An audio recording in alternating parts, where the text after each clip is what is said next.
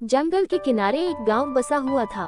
गांव में चारों ओर खुशहाली थी और गांव के लोग शांतिपूर्ण जीवन व्यतीत कर रहे थे। गांव के मध्य गांव वालों ने एक मंदिर का निर्माण करवाया था, जहां वे प्रतिदिन पूजा आराधना किया करते थे। मंदिर के प्रवेश द्वार पर एक बड़ी सी घंटी लगी हुई थी। एक दिन एक चोर ने मंदिर की घंटी चुरा ली और जंगल की ओर भाग गया। जंगल में वह दौड़ता चला जा रहा था, जिससे घंटी बज रही थी और उसकी आवाज दूर दूर तक सुनाई दे रही थी। घंटी की आवाज जंगल में घूम रहे शेर के कानों में भी पड़ी और वह जिज्ञासावश आवाज का पीछा करने लगा। गांव से लेकर जंगल तक दौड़ते दौड़ते चोर बहुत थक गया था। सुस्ताने के लिए वह एक पेड़ के नीचे बैठ गया। तभी पीछा करते करते शेर भी वहां पहुंच गया। चोर शेर का सामना नहीं कर पाया और मारा गया। घंटी वहीं गिर गई। अगले दिन बंदरों का एक झुंड उस स्थान से गुजरा। उन्हें वह घंटी दिखी तो वे उसे उठाकर अपने साथ ले गए। घंटी की मधुर ध्वनि उन्हें बड़ी ही रोचक लगी और वे उससे खेलने लगे। अक्सर रात के समय बंदर इकट्ठा होते और घंटी बजाकर खेला करते थे। रात के समय जंगल से आने वाली घंटी की आवाज के पीछे के कारण से अनजान गांव वालों को ये बड़ा विचित्र लगा। एक दिन सबसे फैसला किया कि रात में आने वाली घंटी का रहस्य जानना होगा। उन्होंने गांव के युवक को तैयार कर जंगल में भेजा। युवक जब जंगल में गया तो उसे चोर का कंकाल दिख गया। उसने गांव वापस आकर बताया कि जंगल में कोई प्रेतात्मा घूम रही है, जो लोगों का खून करती है और उसके बाद घंटी बजाती है। गांव वालों ने बिना सोचे समझे उसकी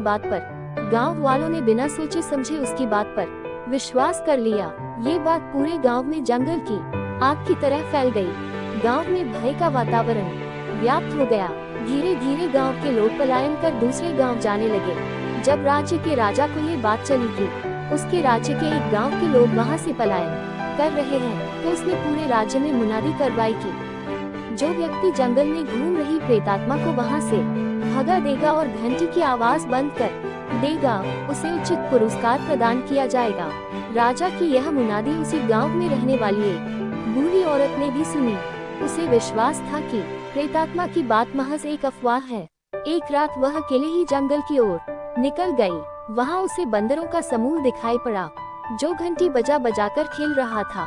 बूढ़ी औरत को रात में बजने वाली घंटी की आवाज का रहस्य पता चल चुका था। वह गांव वापस आ गई। उस रात वह आराम से अपने घर पर सोई और अगले दिन राजा से मिलने पहुंची।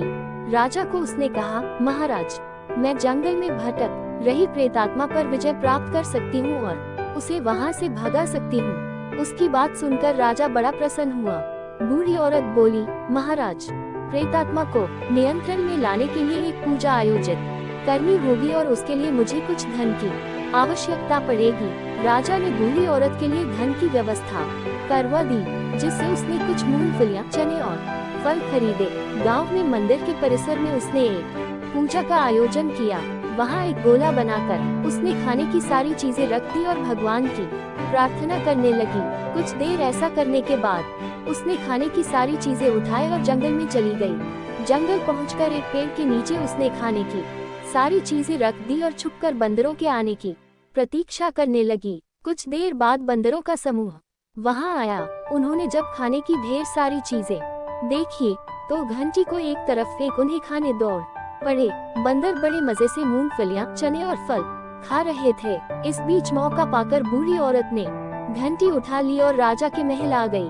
घंटी राजा को सौंपते हुए वह बोली, महाराज, वह प्रेतात्मा ये घंटी छोड़कर जंगल से भाग गई है। गांव वालों को अब डरने की कोई आवश्यकता नहीं है। राजा बूढ़ी औरत की बहादुरी से बहुत प्रसन्न हुआ। उसने उसे पुरस्कार देकर विदा किया।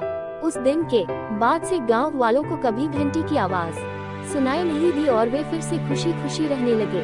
सीख, बिना सोचे समझे किसी भी निर्णय पर नहीं पहुंचना चाहिए। बुद्धिमानी से हर समस्या का समाधान निकाला जा सकता है।